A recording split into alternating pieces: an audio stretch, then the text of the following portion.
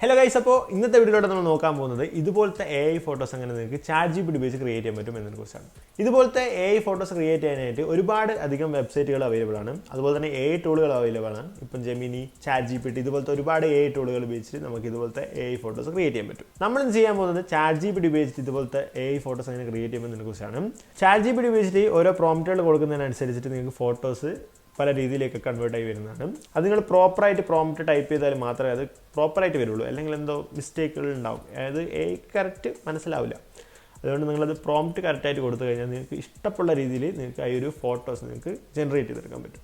ഇതുപോലെയുള്ള കുറച്ച് പ്രോംപ്റ്റുകൾ ഞാൻ ഡിസ്ക്രിപ്ഷനിൽ കൊടുത്തിട്ടുണ്ട്. അപ്പോൾ നിങ്ങൾക്ക് അവിടെ നിന്ന് കോപ്പി പേസ്റ്റ് ചെയ്തിട്ട് നിങ്ങൾക്ക് ജസ്റ്റ് ഒന്ന് ട്രൈ ചെയ്ത് നോക്കാൻ പറ്റുന്നതാണ്.